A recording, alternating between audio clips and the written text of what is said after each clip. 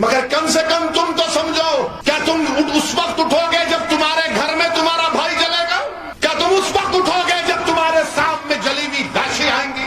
ये कौन से आजादी का अमृत उत्सव मना रहे? ये गांधी का मुल्क है, अबुल कलाम आजाद का मुल्क है, जौहर बरदरान का मुल्क है, गरीब नवाज की सरजमीन है ये। हम कभी आरएसएस को नहीं मानेंगे, ना बात करेंगे इंशाअल्लाह ताला। जुनैद और नसीर को मारने वाले नाथूराम गोडसे की हरामी औलाद है। इखलाक और पीलू खान को मारने वाले नाथूराम गोडसे की औलाद है। हम डर कर आपके सामने नहीं झुकने वाले हैं, हम लड़कर अपना हक लेंगे इंशाअल्लाह ताला आपसे। क्या आप साथ देंगे मजलिस का? क्या आप मजलिस का साथ देंगे? क्या आप मजलिस को वोट देंगे? क्या आप राजस्थान में सियासी इनकलाब बर्पा करेंगे? इंशाअल्लाह ताला। पूरे भारत में मुसलमान मर जाता है बीजेपी को रोकने के लिए, तो हम तेलंगाना में हम मरते नहीं, हम जिंदा रहते हैं। जिंदा रहकर बीजेपी को रोकते और अपने आप को ताकत देते कि नहीं नहीं प्यारे, तुम मिट जाओ, मर जाओ, घर बर्बाद कर लो, मगर बीजेपी को रोको, क्योंकि तुम्हारी खबरों के ऊपर हम इख्तिदार का महल तामीर करेंगे। अगर आपको कड़वी लग रहे हैं तो मुझे माफ करना, मैं लच्छेदार गुफ्तगू करने का आदी नहीं हूं।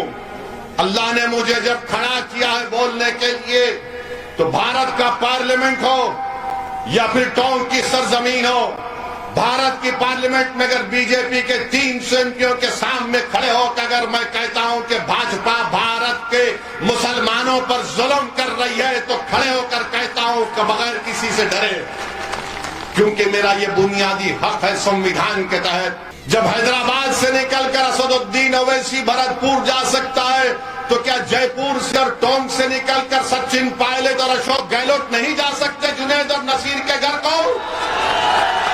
ये आपका और चाहते हैं, मगर आपकी जब भाई की लाश पड़ी हुई है उसके सामने आकर ठहरना नहीं चाहते।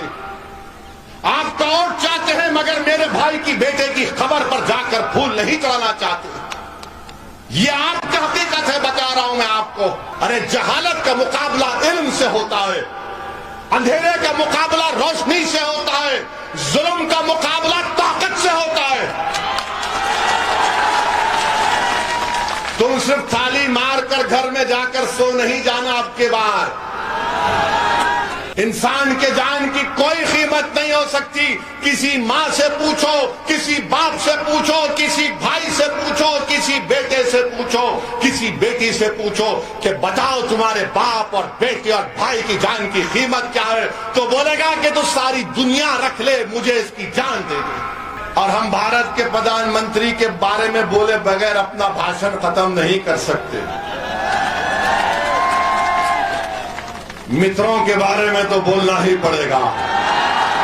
ओवैसी के बातों में मत आओ। ओवैसी तुमको जज्बाती तकरीर करके तुम्हारे दिलों में जहर पैदा कर देगा। अरे अगर सच्चाई को बयान करना जहर है, तो मैं जहर पूरे भारत में फैलाऊंगा। तुमने किया है, तुमने हमारे बच्चों की जिंदगी में जहर घोल दिया है, तुमने हमारे मासूम बच्चों को बर्बाद किया है। सत्ता में तुम हो, मैं नहीं हूं। इख्तिदार पर तुम हो, मैं नहीं हूं। मुख्यमंत्री तुम हो, मैं नहीं हूं। वजीर तुम हो, मैं नहीं हूं। प्रधानमंत्री तुम हो, मैं नहीं हूं। मेरा हाल तुमने ये करके रख दिया, और जब चुनाव आएगा तो सब के सब खड़े हो जाएंगे एक साथ, पूरे जोकर खड़े होकर पुकार पुकार कर कहेंगे असद की बातों में मत आओ, असद की बातों में मत आओ। अरे मैं तुमसे सवाल कर रहा हूं कि इसके बावजूद भी आप अपने वोट का कैसे इस्तेमाल करेंगे? मेरे अजीज दोस्तों और बुजुर्गों, यही तुम्हारी बर्बादी की दास्तान नहीं है।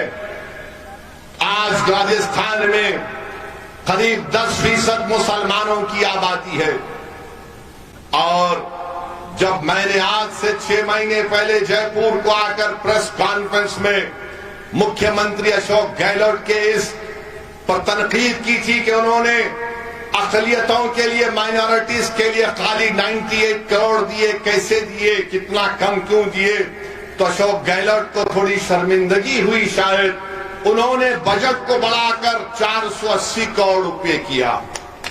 अब आप सुनिए, हमारे एक प्रेस कॉन्फ्रेंस पर मुख्यमंत्री बेचैन हो गए। अब आप बता रहे हैं कि जिस प्रदेश से तेलंगाना से हम आते हैं वहां पर भी मुसलमान करीब 11-12% है, 45 लाख हैं। आपको मालूम वहां पर अक़लियती विजारत का, मिनिस्ट्री ऑफ माइनॉरिटीज का बजट कितना है? यहां पर आप करीब 70-80 लाख के दरमियान में बजट हुआ 480 करोड़, और जिस प्रदेश से मैं आता हूं वहां पर बजट है 1728 करोड़ रुपए। नहीं, तालियां नहीं मारना, वोट डालते वक्त सोचो इस बात को। 1728 करोड़ रुपए तेलंगाना का बजट है। मजलिस के सिर्फ 7 एमएलए हैं, कोई मंत्री नहीं है, मगर मजलिस की मौजूदगी वहां की हुकूमत को मजबूर करती है कि अक़लियतों से और मुसलमानों से जो वादा किया उसको पूरा करना पड़ता है। राजस्थान में आपकी तादाद ज्यादा है, मगर आपके पास सियासी ताकत नहीं है, आपके पास नेता नहीं है, आप मुत्तहिद नहीं है, आप खानों में बटे हुए हैं। तो इसीलिए यहाँ की सरकार कहती है कि इनको कैसा भी करो, ये फिरा कर हमको ही वोट डालेंगे। एक कांग्रेस के नेता ने मुझसे कहा था कि ओवैसी, तुम सारे भारत में फिरते हो मगर मुसलमान तो हमको ही वोट डालेगा, तुम्हारी सभाओं में आएगा, खुश होगा, मगर फिरा के हमको वोट डालेगा। मैंने कहा कि जब मैंने शुरू काम किया है तो इंशाअल्लाह ताला शायद अगर मेरी जिंदगी में ना हो तो मेरी मौत के बाद तुम्हारा ऑफिस खाली रहेगा, वीरानी की निशान बन जाएगा इंशाअल्लाह ताला। क्योंकि तुम्हारे अल्फाज इस गुरूर को बयान करते हैं कि तुम समझते हो कि मुसलमानों के पास कोई अल्टरनेटिव नहीं है, मुसलमानों के पास कोई दूसरा रास्ता नहीं है। दूसरा रास्ता मजलिस का मैं तुम्हारे सामने पेश कर रहा हूं।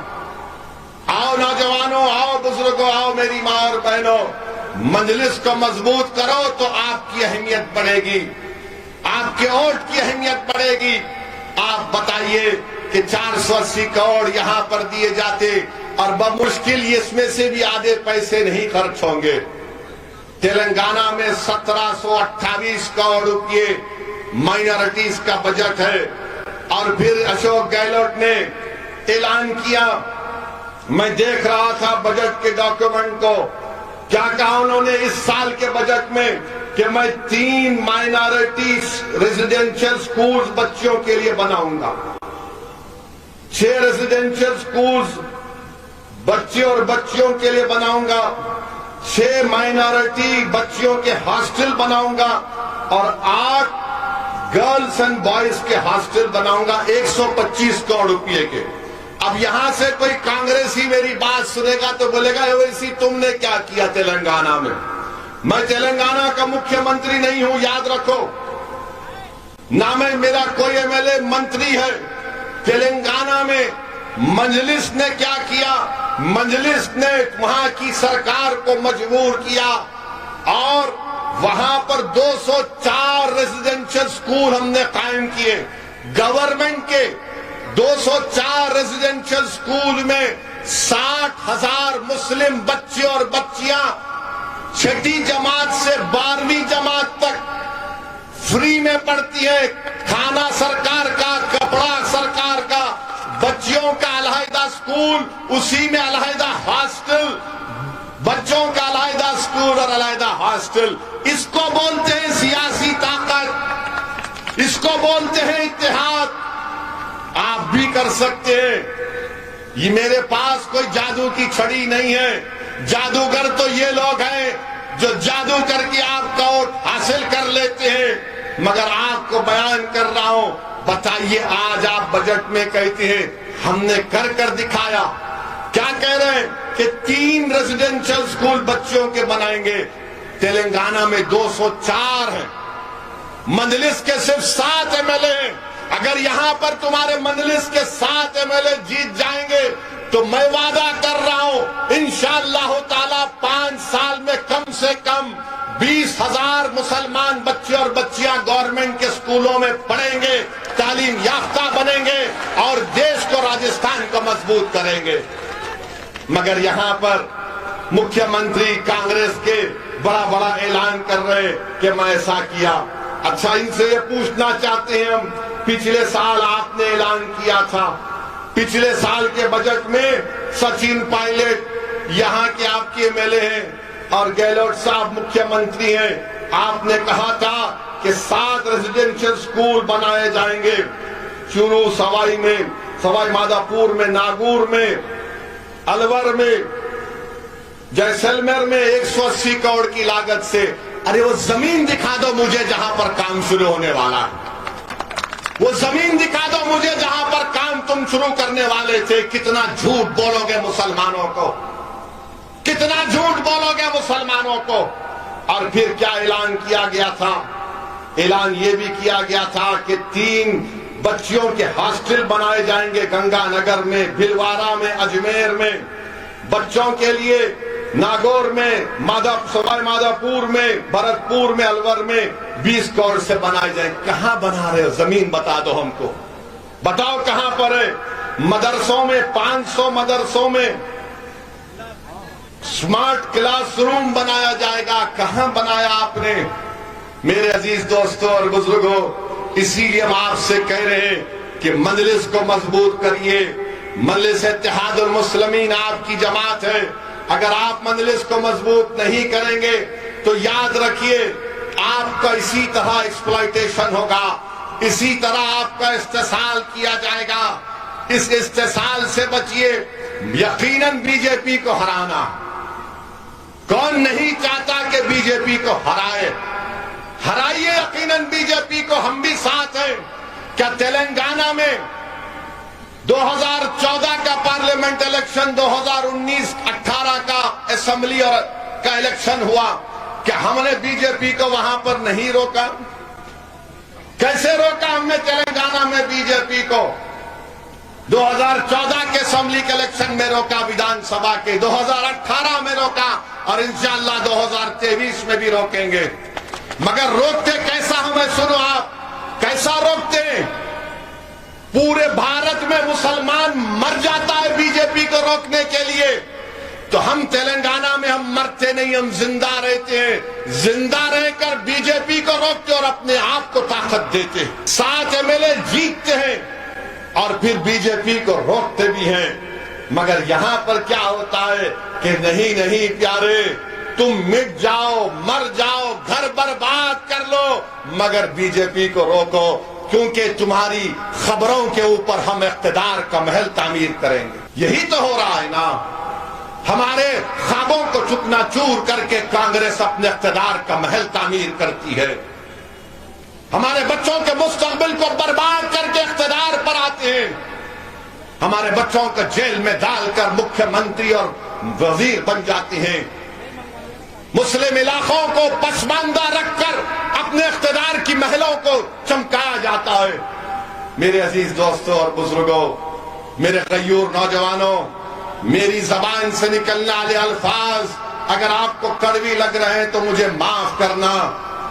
मैं लच्छेदार गुफ्तगू करने का आदी नहीं हूं।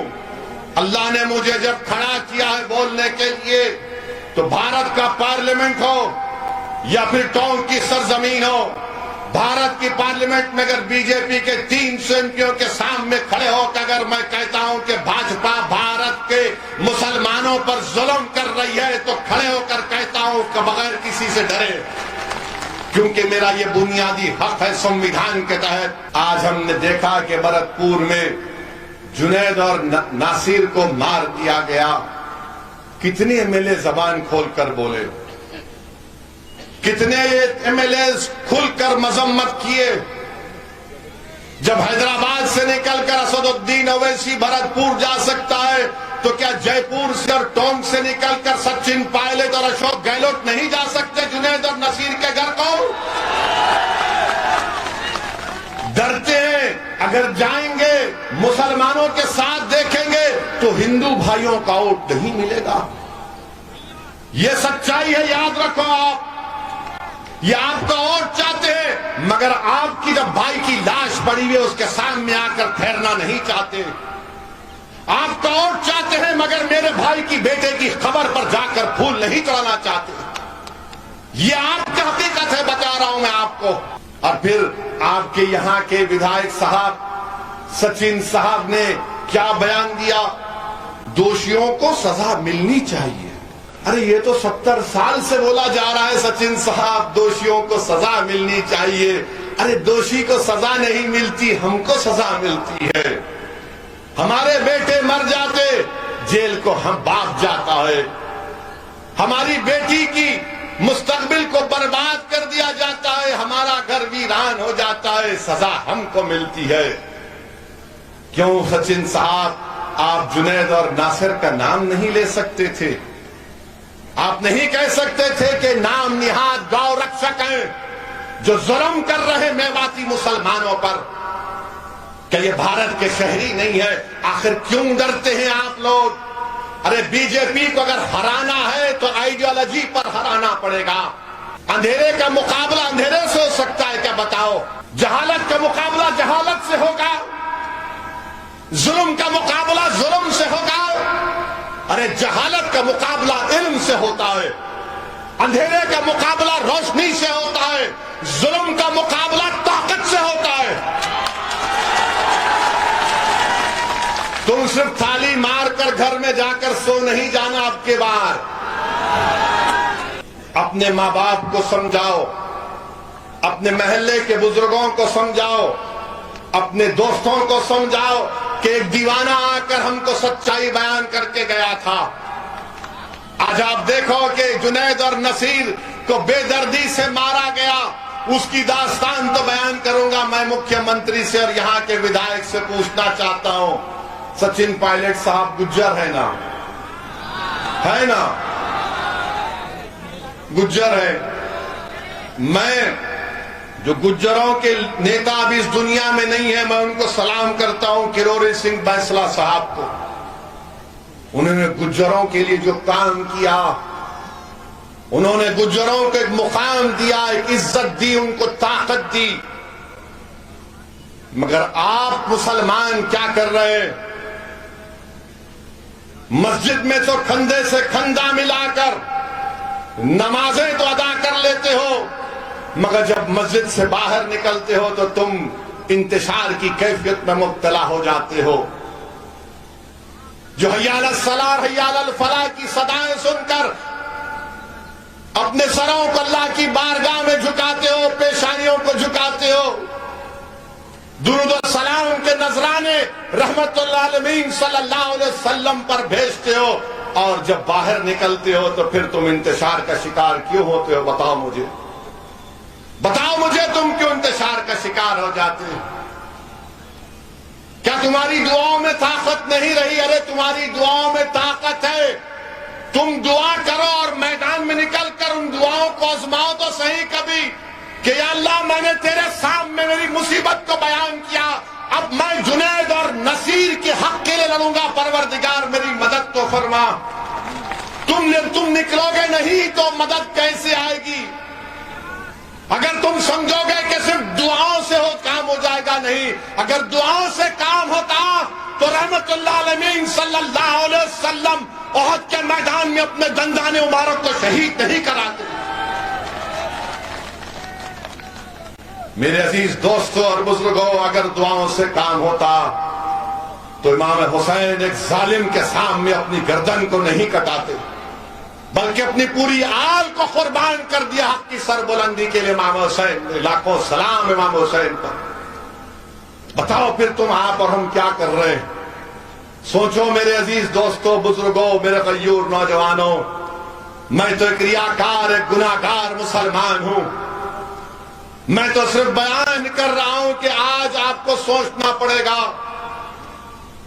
जुनैद और नासिर को किडनैप किया गया, किडनैप करके उनको मारा और पीटा गया। उसके बाद हरियाणा के पुलिस स्टेशन में ले जाकर इन जालिमों ने थानेदार से कहा कि इनको ले लो, अरेस्ट करो, इन्होंने गाय तस्करी करते थे। तो थानेदार ने कहा ये मर जाएंगे, मैं नहीं लूंगा। तो इन जालिमों ने 180 किलोमीटर दूर ले जाकर 180 किलोमीटर दूर ले जाकर जुनैद और नासिर को, उनके जिस्मों को जला दिया, गाड़ी को जला दिया। थोड़ी देर के लिए सोचो कि जुनैद तुम्हारा खून का भाई है, थोड़ी देर के लिए सोचो कि नासिर तुम्हारा भाई है। मैं इसलिए कह रहा हूं कि भारत में बहुत कम लोग रह गए हैं जो गरीबों की बर्बादी को अपनी बर्बादी समझते हैं, जो मजलूमों की बर्बादी को अपनी बर्बादी समझते हैं। मगर कम से कम तुम तो समझो, क्या तुम उस वक्त उठोगे जब तुम्हारे घर में तुम्हारा भाई जलेगा?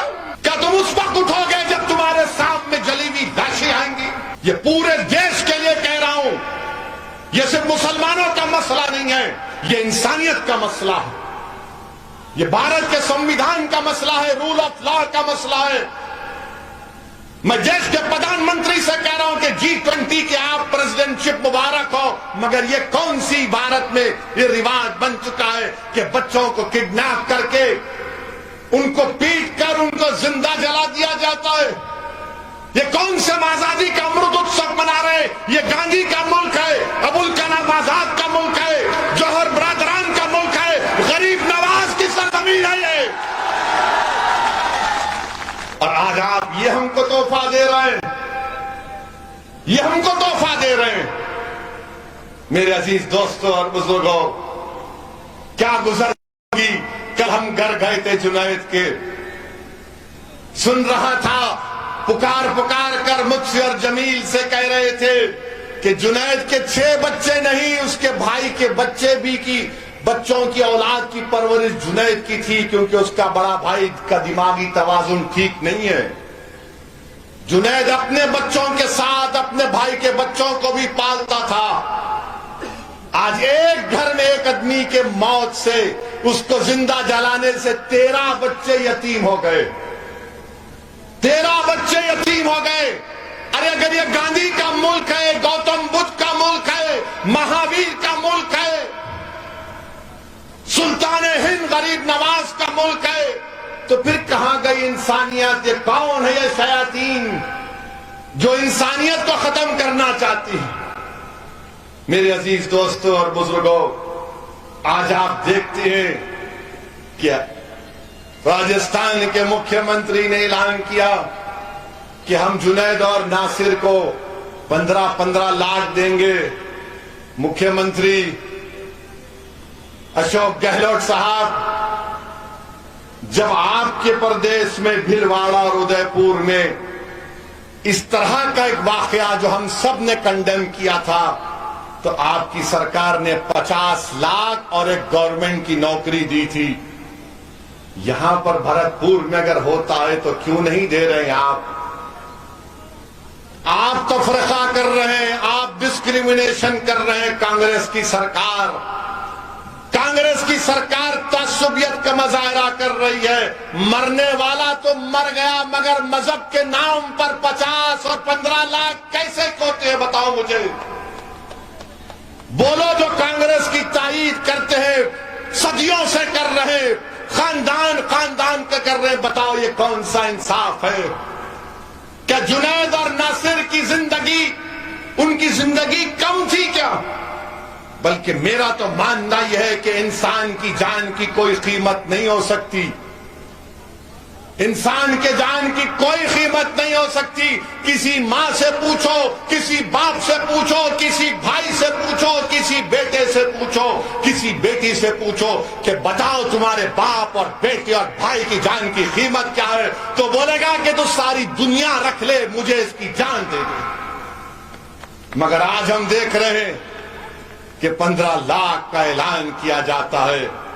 मेरे अजीज दोस्तों और बुजुर्गों, इससे बढ़कर और क्या हो सकता है?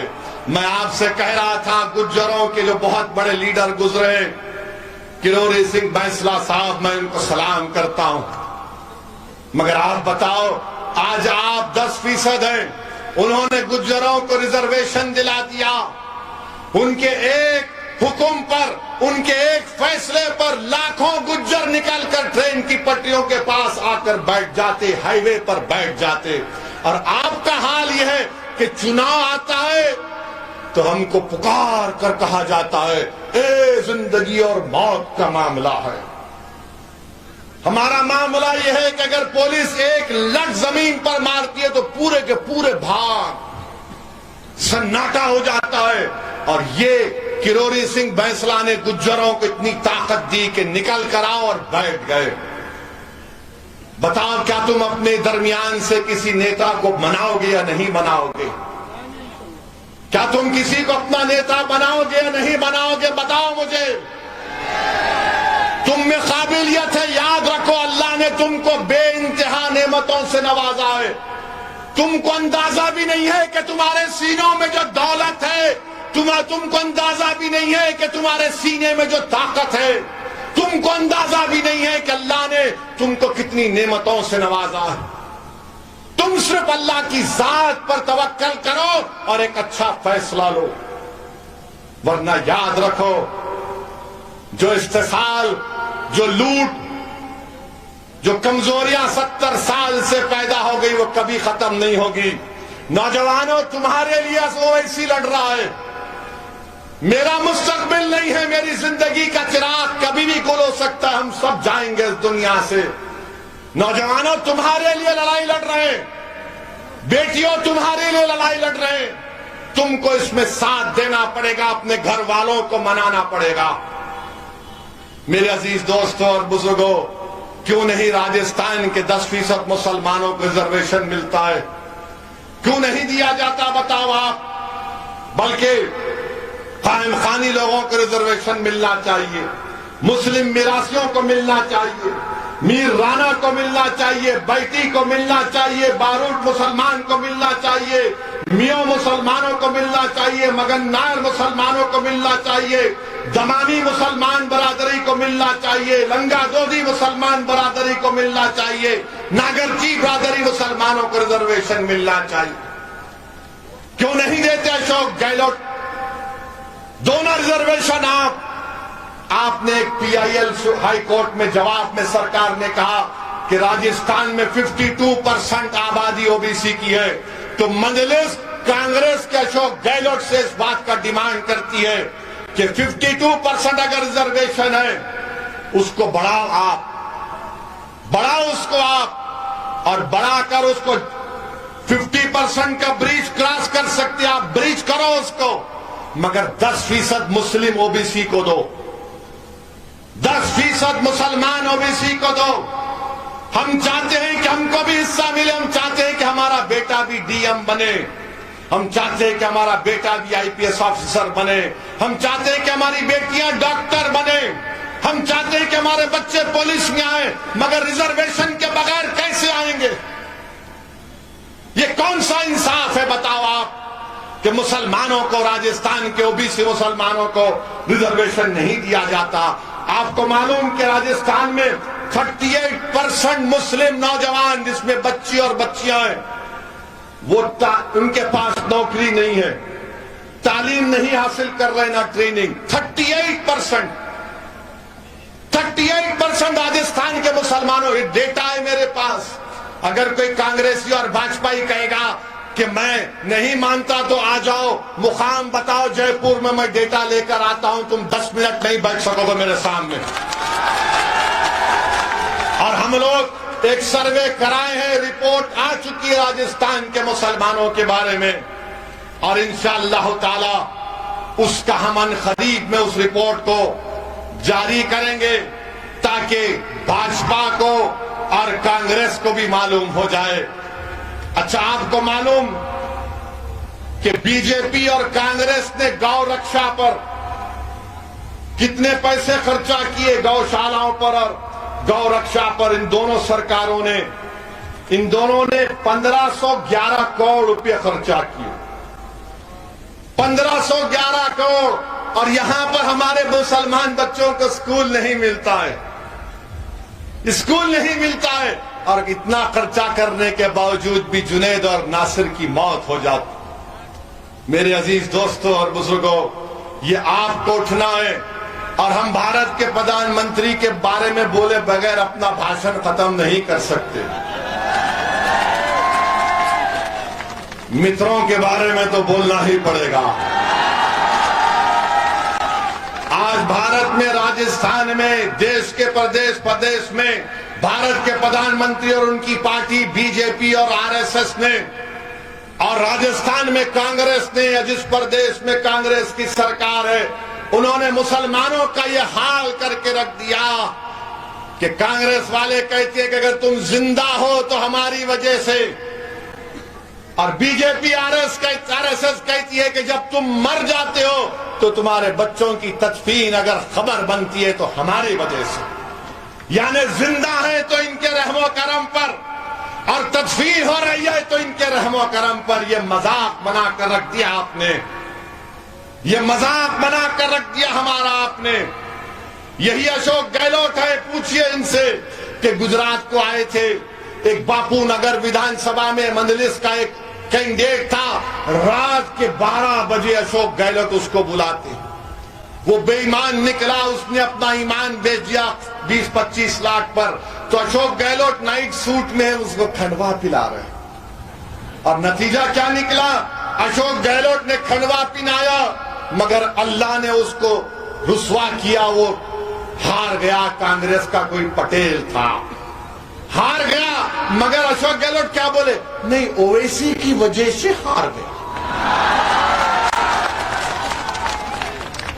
अमा यार, तुम तो उसको रात के 12 बजे उसको तुम खंडवा पिलाए, 20-25 लाख की मिठाई खिलाए, उसके बावजूद भी अगर वो मर्द नहीं निकला तो मैं जिम्मेदार। यहां बीजेपी कहती है कि हमको मुसलमान नहीं चाहिए, बीजेपी कहती है नहीं चाहिए हमको मुसलमान, खुलकर कहती है भाजपा। हमारा ये भाषण के बाद शाम में टीवी पर कोई बीजेपी का नेता जाकर बोलेगा, हमारे पास क्या दाखुई नहीं है, वो फुलान नहीं है। मंत्री कौन है तुम्हारे पास मुसलमान, बताओ? कोई नहीं है। ये हम भारत के प्रधानमंत्री से पूछना चाहते हैं, जुनैद नसीर के ऊपर प्रधानमंत्री आप कुछ बोलेंगे या नहीं बोलेंगे? ये जो गांव रक्षक के नाम पर ये लोग जो गुंडागर्दी कर रहे हैं, गांव की गाय की हिफाजत करिए, कानून है, मानते हैं, मगर ये लोग कौन है जो रोड पर निकलकर गोलियां चलाते हैं? वारिस को मार दिया गया, फेसबुक पे लाइव टेलीकास्ट किया जाता है, वारिस के मुंह से खून निकल रहा है, प्रधानमंत्री वारिस मर जाता है, वारिस के परिवार कहते हैं कि वारिस को मारा इन जालिमों ने।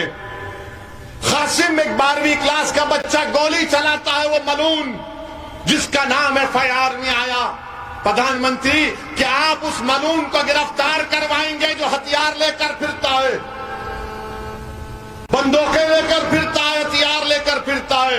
अरे ये कौन लोग हैं जो हथियार लेकर हरियाणा से राजस्थान में घुसकर जुनैद और नसीर को उठाकर लेकर जाते हैं? ये कौन है ये लोग? प्रधानमंत्री, क्या आपकी सरकार, आपकी पार्टी इनको रोकेगी? प्रधानमंत्री, आप कब तक ये बोलते रहेंगे सबका साथ, सबका विकास, जबकि आप ही की पार्टी के स्टेट से लोग आकर, और ये तमाम के तमाम जुल्म करने वाले प्रधानमंत्री, ये इनका ताल्लुक संघ परिवार से है, इनका ताल्लुक संघ परिवार से है। और प्रधानमंत्री कब रोकेंगे? अगर प्रधानमंत्री चाहते हैं तो 10 मिनट में सब खत्म हो जाएगा। प्रधानमंत्री अगर चाहते हैं तो 10 मिनट में खत्म हो जाएगा ये, मगर नहीं खत्म होगा, याद रखना। मुझे कल जुनैद के घर में बता रहे थे कि आकर बच्चियों को छेड़ते हैं नशे की हालत में, और जब बच्चों ने इतराज किया तो उन्हीं बच्चों को ले जाकर जेल में डाल दिया गया। प्रधानमंत्री, ये देश ऐसा नहीं चल सकता। याद रखिए, आपके 8 साल, आप 9 साल हो चुके हैं प्रधानमंत्री बनकर। इखलाक, पीलू खान, रगबर, जुनैद, नसीर, ये कितने वाकयात होंगे कि हमारे खून की अहमियत नहीं है? प्रधानमंत्री, अगर हमारा जुर्म मुसलमान है तो कौन सा जुर्म है ये बताओ? ले जाकर जिंदा जला दिया जाता है, हमारे घर में बच्चों को यतीम कर दिया जाता है। प्रधानमंत्री, आप क्या मुंह नहीं खोलेंगे? आप तो कहते हैं कि एक मोदी सब पर भारी, तो मोदी जी इन गौरक्षक पर अब भारी होंगे या नहीं होंगे, हमको बता दो। आप पार्लियामेंट में छाता मार के बोलते प्रधानमंत्री ऐसा, मगर प्रधानमंत्री चीन का नाम नहीं लेते। और ये गौरक्षक नहीं है, ये गाय के नाम पर जुल्म करने वाले लोग हैं। हमारे हिंदू भाइयों के लिए गाय एक मुबारक चीज है, हम उनके अकीदे को सलाम करते हैं, उनकी इज्जत करते हैं, उनके रिलीजियस बिलीफ की, मगर प्रधानमंत्री इनको रोकेंगे नहीं। क्या मोदी इन लोग इन जालिमों पर भारी पड़ेगा या नहीं पड़ेगा, बता दो प्रधानमंत्री। आपको बोलना पड़ेगा, रोकना पड़ेगा इन जालिमों को। हमारी बेटियां बेवा हो रही हैं, हमारे बच्चे यतीम हो रहे हैं, और हम आरएसएस से पूछना चाह रहे हैं, उनके भगवत से, जो बड़ा हर थोड़े थोड़े दिन को एक उल्टा सीधा, कभी झूठ कभी सच का बयान दे देते हैं। अरे क्यों बात करेंगे आरएसएस से लोग? जो लोग बात कर रहे हैं आरएसएस से, आओ जुनैद और नसीर के घर को देखो। तुम मुझ पर तनकीद करते हो कि ओवैसी ये बोलता है, मैं सच्चाई को बयान कर रहा हूं।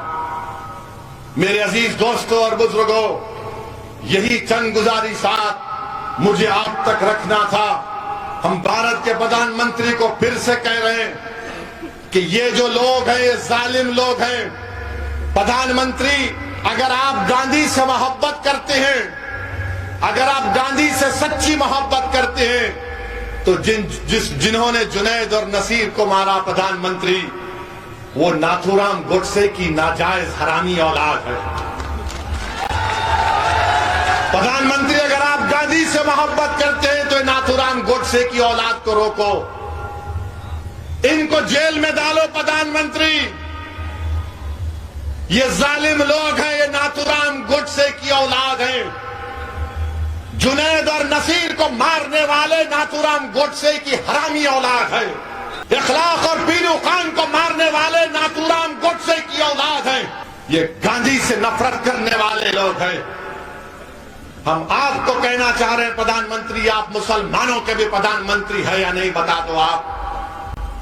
अगर आप मुसलमानों के प्रधानमंत्री हैं तो हमको इंसान की तरह देखो। हम कभी वोट नहीं दिए बीजेपी को, ना देंगे इंशाअल्लाह ताला। हम कभी आरएसएस को नहीं मानेंगे, ना बात करेंगे इंशाअल्लाह ताला।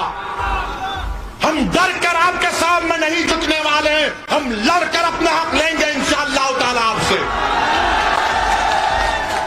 मेरे अजीज दोस्तों और बुजुर्गों, बहुत से लोग आज के बाद बड़ी तकलीफ में आएंगे।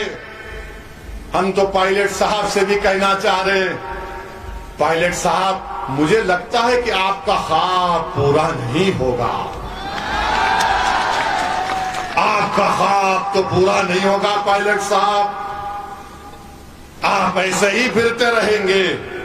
मगर पायलट साहब, अब के बार चुनाव आप गुज्जर विधानसभा से लड़िए। जैसा कि हमको बताया गया, दौसा है, मादापुर है, करौली है, यहां से मजलिस लड़ेगी इंशाअल्लाह ताला। क्या आप साथ देंगे मजलिस का? आवाज में दम नहीं है यार,